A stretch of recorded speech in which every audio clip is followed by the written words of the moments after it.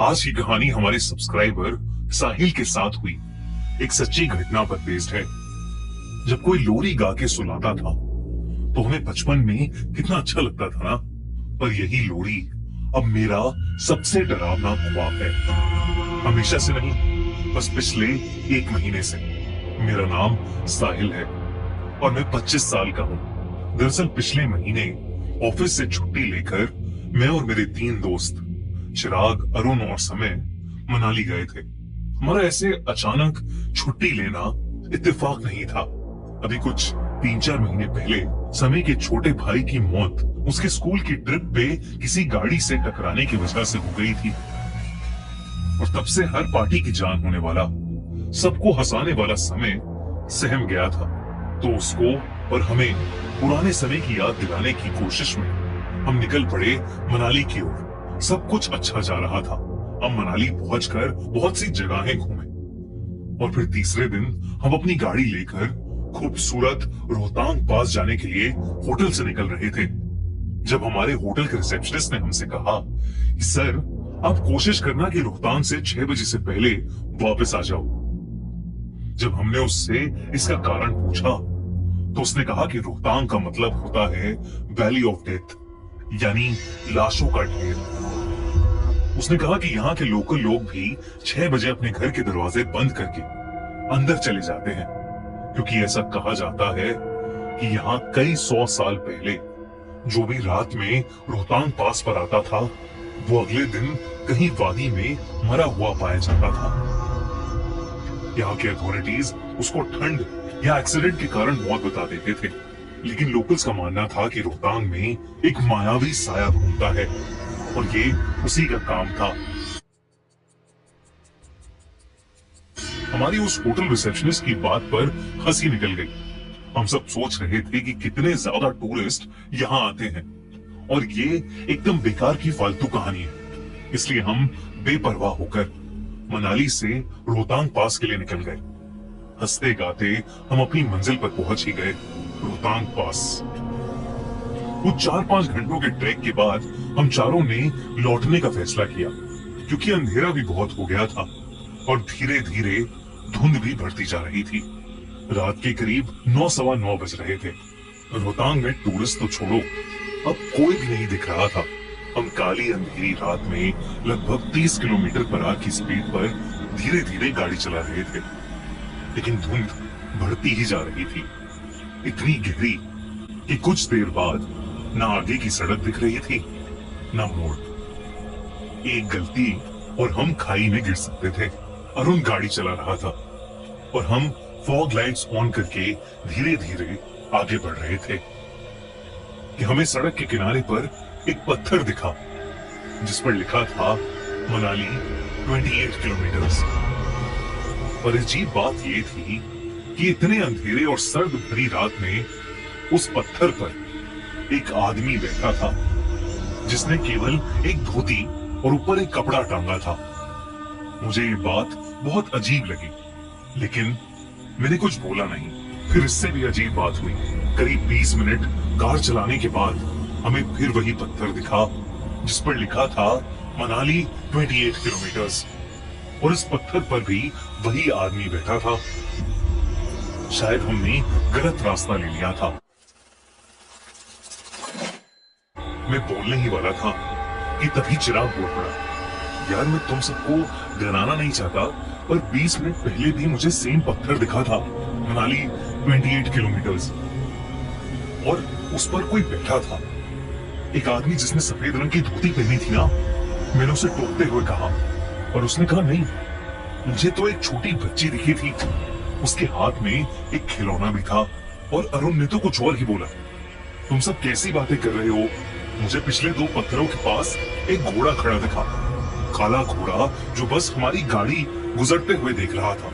हम सबने अपनी नजर अब समय की ओर घुमाई, जैसे उससे पूछना चाहते हो कि उसे क्या दिखाई पड़ा, लेकिन वो एकदम से अजीब सा हो गया था।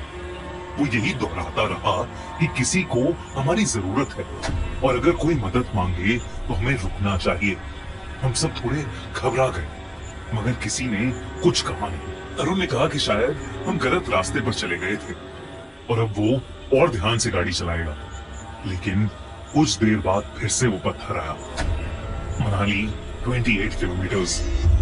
ये तीसरी बार था कि ये पत्थर हमारे सामने आया, मगर इस बार मुझे उस पर कोई नहीं दिखा। इनफैक्ट किसी को भी इस बार उस पत्थर के आसपास कोई नहीं दिखा। रात के 11 बजने को आए थे।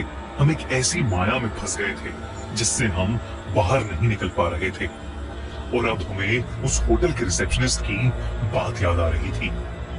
तभी अरुण ने गाड़ी चलाते चलाते बोला, सुनो दोस्तों, बाहर मत देखना, पर कोई हमारे साथ साथ चल रहा है, बस सामने देखते रहो। अरुण की इस बात को सुनकर हम सबके रोंगटे खड़े हो गए थे, क्योंकि हमारे आसपास कोई गाड़ी नहीं थी, लेकिन एक साया था। एक 15 साल का लड़का हमारी गाड़ी जो अब 40 किलोमीटर पर आवर की स्पीड पर चल रही थी, उसके साथ साथ बड़े आराम से चल रहा था। वो भाग नहीं रहा था, बस चल रहा था। उसके कपड़े मिट्टी से सने थे और उसके चेहरे पर कई सारी चोटें लगी हुई थी। हम सब उसे देखकर बहुत डर गए थे। तभी समय ने कहा कि शायद इसे हमारी मदद चाहिए, और उसने अपनी खिड़की खोली और उस बच्चे की ओर बस एक तक देखता रहा। अरुण ने बहुत कोशिश की कि सेंट्रल कंट्रोल से उसकी खिड़की बंद कर दे, लेकिन वो कर ही नहीं पा रहा था। हम सबने समय का नाम चिल्लाया और समय को होश में लाने की कोशिश की, और इतने में वो बच्चा पीछे रुक गया। और जब मैंने गाड़ी के रियर व्यू मिरर में देखा तो वो लड़का वहां खड़ा था और वेव कर रहा था। उसे पीछे के शीशे में देख समय भी मुस्कुराकर हाथ हिला रहा था। इस हादसे के बाद हमने गाड़ी की स्पीड और तेज कर ली, और फाइनली हमें एक पत्थर दिखा जिस पर लिखा था मनाली 16 किलोमीटर्स। हमने चैन की सांस भरी और अरुण ने बस 2 बजने से कुछ मिनट पहले हमें होटल पहुंचा दिया। हम सब ने तय किया कि हम इस घटना के बारे में कल सुबह बात करेंगे, और सब चुपचाप सो गए। और रात को 3:30 बजे मेरी किसी गाने की आवाज से आंख खुल गई, और मैंने जो देखा उसे देखकर मेरी रूह कांप गई।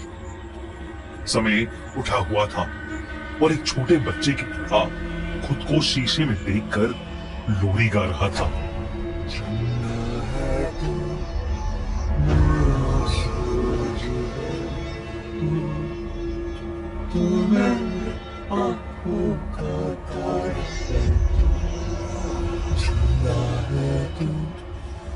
मैंने अरुण और चिराग को उठाया। हम सब ने समय को पुकारा, लेकिन वो हमें अनसुना सा कर रहा था। ये खोलो। ये नजारा हम सब के लिए बहुत खौफनाक था। शीशे में समय का चेहरा बेहद डरावना लग रहा था।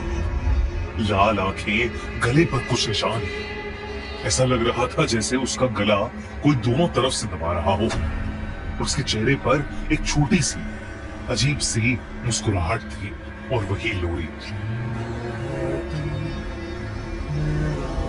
किसी के अंदर समय के पास जाकर उसे छूने की हिम्मत नहीं हो रही थी। हम सब घबराते हुए धीरे धीरे कमरे से बाहर जाने लगे। हम जैसे ही निकलने लगे, उसने एक बच्चे की तरह मासूम हंसी हंसते हुए कहा, अगर मैं रात को तुम्हारी खिड़की पर दस्तक दूं, तुम खिड़की खोल के मेरी मदद करोगे ना? और ये कहते ही वो एकदम से बेहोश हो गया। हम तीनों को ये यकीन सा हो गया था कि शायद समय पर कोई बुरा साया आ गया है। सुबह होते ही हम उसे होटल वाले की बात मानकर वहीं के एक पंडित के पास लेकर गए। उस पंडित ने उसे देखते ही बता दिया कि समय के किसी अपने की हाल ही में मौत हुई है, और उसकी आत्मा का ढोंग करके किसी बुरे साए ने समय को अपने वश में कर लिया है। पहले उस पंडित ने उसकी नजर उतारी, और फिर झाड़ फूक की, और फिर एक पूजा की, जिसके बाद समय को बहुत सारी उल्टियां हुई, और उस उल्टी में समय के अंदर से कुछ अजीब सा काला गाढ़ा लिक्विड निकला। आज समय पूरी तरह से नॉर्मल है, लेकिन मुझे हर रात उसकी लोरी के सपने आते हैं। दोस्तों,